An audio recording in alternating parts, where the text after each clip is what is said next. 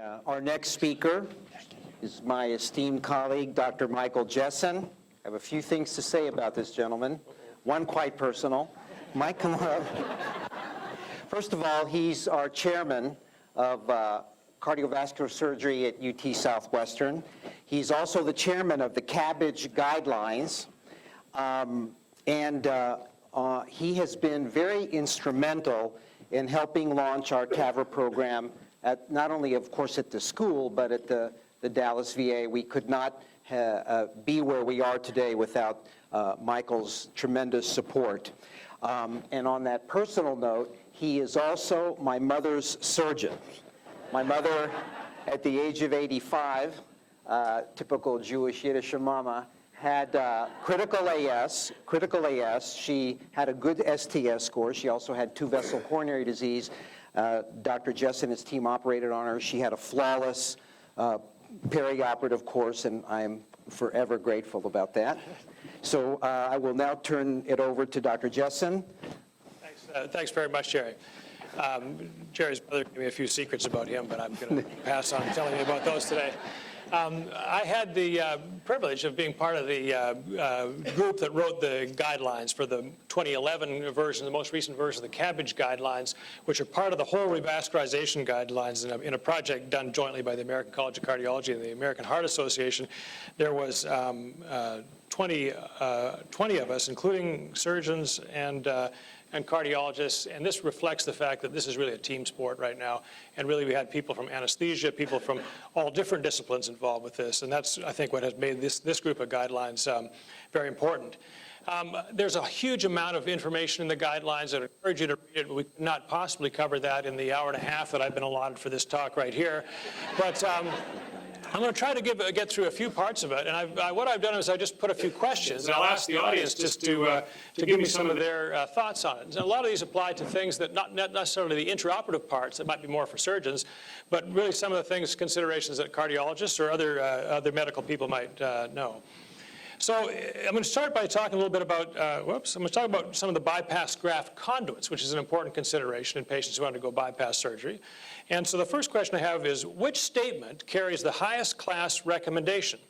Number one is if the left internal thoracic artery is unsuitable, which is we all know is the best conduit for bypass surgery, the right internal thoracic should be used to bypass the LAD. 2, complete arterial revascularization is recommended in patients less than 60 years old with no contraindications. 3, a radial graft is recommended when grafting left-sided arteries with greater than 70% stenosis. And 4, the right internal thoracic artery is recommended for grafting the right coronary artery when there's a greater than 70% stenosis. So just let me remind you, the guidelines, the class, all of those are in the guidelines, and the class varies from a class 1, which there's been multiple randomized studies that show that is true. Class 2A, we're pretty confident that the benefit exceeds the risk. Class 2B, where we think it does, but we're not sure. And Class 3, where it clearly is not true, or it may in fact be harmful. If I can go back to the question, there. So what would be your answer to this? Go ahead and shout it out. There's no penalty here. We do have your MasterCard numbers from the registration. How many think 1? 2, 3, and 4. All right, well, let's go through the guidelines and find out. So if possible, we know the one thing we do know is that the left internal thoracic artery should be used to bypass the LAD, and that's a class 1 indication proven time and time again by multiple trials. But we think that there's a class 2A, another very good level of evidence, that the right internal thoracic artery is probably the best one when that's not available. When we think about complete arterial revascularization, that's probably reasonable, particularly in patients less than 60 years of age with few or no comorbidities. There's increasing evidence to suggest that, but not to the same level as using the right internal thoracic artery when the left is unavailable. Similarly, the radial artery is used a lot in some programs, but the data are not as sure about that. We think that when we use a radial, we shouldn't be bypassing minimally in stenotic vessels, but should be using those that are greater than 70% stenosis. And then we should probably not be using arterial grafts in the right coronary artery unless they're occluded or very tightly stenosed, because the patency rates in many of the trials now are showing that the patency rates for arterial grafts, which are the best in the LAD and the left system, are not as good on the right unless there's critical stenosis. So the correct answer, and you all got that, I'm very pleased how you did on this, by the way, is that if the left internal thoracic artery is unsuitable, the right internal thoracic artery should be used to bypass the LAD. Okay, so you got the idea now. So now we're going to get a little bit tougher, okay? When we talk about antiplatelet therapy that patients are often on when they come to coronary bypass surgery, here's a series of questions. Again, from the guidelines, you tell me which one is, whoa. How do I get back previous and previous? So, and previous. So which of these is true? Aspirin 81 milligrams daily is recommended preoperatively for patients who are going to undergo CABG. Clopidogrel should be discontinued at least 5 days before surgery in elective CABG patients. Prasugrel should be discontinued at least 5 days before elective CABG. Or eptifibatide should be discontinued at least 12 hours before CABG surgery. Two. Anybody? We got it all? Well, let's find out. So this is one of the most controversial things we got when we wrote the CABG guidelines. Aspirin 81 milligram dose is not included in the current guidelines. 100 to 325 is what made the guidelines. Now, there is no 100 available in the United States to any big degree. There is in Europe. 81 is the sort of quarter dose here. But when the subgroup that looked at this did not feel that 81 was enough for patients who are going to undergo bypass surgery. In patients who are undergoing elective CABG, it's recommended that Plavix or clopidogrel be stopped at least 5 days before surgery when you can. And for Prasugrel, which has a longer half-life, the recommendation is 7 days, not 5. But remember, in patients who are undergoing urgent CABG, you can go earlier than that. There's just a little bit higher risk of transfusion in those patients. In patients who are on integralin or eptifibatide, you only need to discontinue those 2 to 4 hours before. And so in patients who are maintained on that, it's not 12 hours, but in fact, you can stop those just sort of when you're being called to the operating room, just like you would with heparin typically. And it is reasonable to do in urgent situations to go ahead even when patients are on major antiplatelet therapy for that. Just a note, this wasn't in the question I asked you, but for postoperative therapy, the guidelines also recommend a dose of aspirin 100 to 325. And if it wasn't initiated preoperatively, it should be initiated within 6 hours of surgery and then continued forever. If patients can't tolerate aspirin, then Plavix is a reasonable alternative. So the correct answer was clopidogrel should be discontinued at least 5 days before surgery. The aspirin 81 milligram dose is not high enough according to the recommendations, and prasugrel should be discontinued for 7 days before. Eptifibatide, you only need to go 2 to 4 hours before. Okay, so our program director over there kind of took one off on that, but we'll let him by. Now, here's one on another aspect of perioperative management, and this is the patients who should receive statin therapy. So which of the following statements is true? All patients undergoing CABG should receive statin therapy unless contraindicated. Patients undergoing urgent or emergency CABG should have statin therapy instituted postoperatively. Patients undergoing elective CABG should have a target LDL less than 70. And statin therapy can be discontinued after CABG if the LDL is under 70. Okay, well, I've got a little bit of a variance from the audience, but let's go through the data. So the highest level of evidence is that all patients undergoing CABG should receive statin therapy unless contraindicated. And you know, the guidelines for anti-lipid therapy changed recently, and they actually really liberalized a lot when patients should have statin. And they're really not basing it so much on a particular cholesterol number anymore. But patients who have underlying coronary disease to the extent that they warrant coronary bypass surgery should have statin therapy initiated and maintained throughout their lifetime, provided they're tolerated.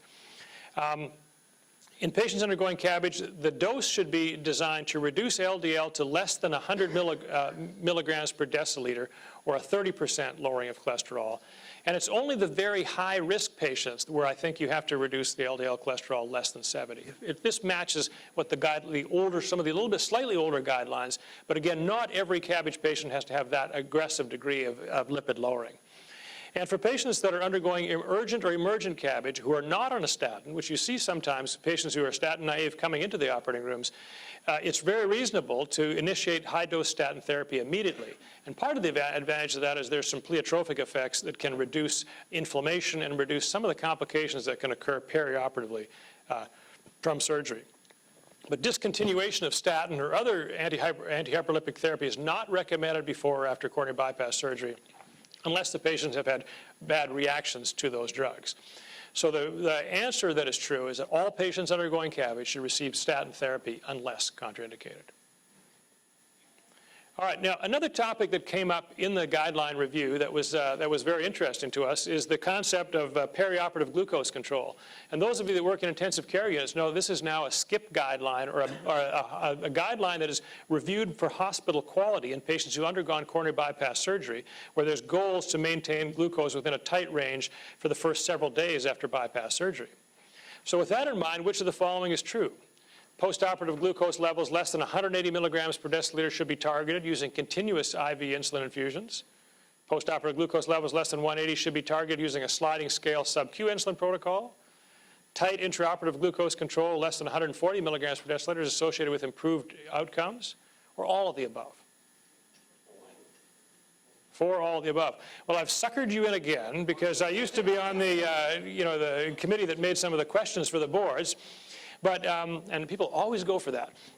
But the data now are getting stronger that it is important to maintain good glucose control immediately around the time of cardiac surgery, but importantly in the early postoperative phase. Now to do that, the best evidence suggests that continuous IV insulin should be used, and the goal that we're targeting is blood sugar levels less than 180 milligrams per deciliter. We want to avoid hypoglycemia, but if we can maintain all the blood sugar levels less than that value, there's a decreased risk of mortality, a decreased risk of deep external wound infection, and many other adverse events too. You can't really do that with sub-Q insulin because the absorption rate after bypass surgery, after a pump run, is less sure, and it's very difficult to maintain that degree of control. But remember, the other part of the question was, what about these patients who intraoperatively should we be tightening that control? And there was an important study published in 2007 in the Annals of Internal Medicine from a study done in the Mayo Clinic by Gandhi, where they took patients, and all the patients had the same postoperative control. They all maintained target blood glucoses less than 180 by a standard protocol. The only difference was that intraoperatively, they had one group where they were fairly permissive and let blood sugars run up into the 200, 220 range, and another group where they very tightly controlled them in the sort of 100 to 140 range to try to get better intraoperative control. Would that be better? Well, the answer, unfortunately, was quite sadly no. If you look at the second row, the in-hospital death rate, there was 4 in the intensive treatment group and none in the conventional group. And if you look at the line below in stroke, there was 8 strokes in the intensive treatment group and only 1 in the conventional group, which was statistically significantly different. So there is a signal in if we go too tight intraoperatively when the patient is under anesthesia and we may not be able to monitor it correctly, that is probably a bad thing to do. This did not get this got a 2B as an uncertain recommendation in the guidelines. It was very close to getting a type 3 or a harm recommendation. So the one that's true then is postoperative glucose levels less than 180 milligrams per deciliter should be targeted using continuous IV insulin. And those of you that work in intensive care units and post-cardiac surgery units know this is now something that hospitals are looking very, very closely at, and it's actually being monitored on a national level as one of the hospital quality metrics. How about perioperative use of beta blockers? Okay, so here's one that you can't miss, right? So which of the following is true? Preoperative administration of beta blockers before CABG is a class 1 recommendation. Preoperative administration of beta blockers before CABG is a class 2A recommendation. Preoperative administration of beta blockers before CABG is a class 2B recommendation. All of the above, oh, go to hell. Any takers? We get a lot of 5s, I must admit. It's kind of sad. Okay. So beta blockers should be administered for at least 24 hours before CABG, when you can, in all patients who don't have contraindications to beta blockers, and that's to reduce the incidence of postoperative atrial fibrillation. Multiple randomized trials show that it reduces the incidence of perioperative AFib, which holds people in hospital, which has significant morbidity, class 1 level of indication. So that is true. Beta blockers should be prescribed in all CABG patients without contraindications at the time of hospital discharge. But there's other indications for beta blockers too. And there's data now that preoperative use of beta blockers in patients without contraindications, particularly those with good ejection fraction, or at least no worse than moderately depressed ejection fractions, can actually reduce in-hospital mortality. That's less sure, so that's a class 2A recommendation. So you have a 1 recommendation and you have a 2A recommendation as well for reducing mortality and for reducing the incidence of perioperative myocardial ischemia as it be monitored by postoperative EKG changes or enzymes. Whoa, get back there. This is a hair trigger we got on this thing. There is, however, the effectiveness of preoperative beta blockers in reducing in-hospital mortality rates in patients with EFs less than 30 is uncertain. So although a lot of beta blockers have a role in heart failure patients, initiating postoperative beta blockers in those with depressed left ventricular function is kind of a two-edged sword. So that, although it can be done, has to be done with caution. That has a 2B recommendation. So in fact, all of the above are true. Beta blockers are very powerful drugs to use postoperative CABG. They're used for different settings, and they have a different class of recommendation because the effectiveness is shown to be different across those things. So I got a lot of go to hells on this, but the actual number is 4, all of the above. But let me just digress one thing on beta blockers. Many of you are cardiologists or work with cardiologists here. And beta blockers are also considered for non-cardiac surgery. And late last year, in Heart, a meta-analysis of secure randomized control trials of using beta blockers to prevent perioperative deaths in patients not for heart surgery, but for non-cardiac surgery. So there's a little bit off topic for me here. This isn't part of the CABG guidelines there, but I want to just show you something that's kind of interesting for this. This group studied 9 what are called secure trials with over 10,000 patients. And the European guidelines had suggested, based on other data, that if patients are going to undergo with some cardiac risk, who are going to go non-cardiac surgery, say a thoracotomy, a vascular operation, something like that, it would be best to initiate beta blockers beforehand. And some of the trials and the preponderance of the evidence suggests that would reduce mortality rate. Unfortunately, there was a group of those trials called the Decrease trials that were centered out of the Netherlands, and they were later found to be fraudulent trials. This group then took all the remaining information and excluded the 4 Decrease trials that had been included in the previous guidelines. When they did that, they found that there was actually a 27% increase in mortality risk in patients in whom beta blockers were started before non-cardiac surgery.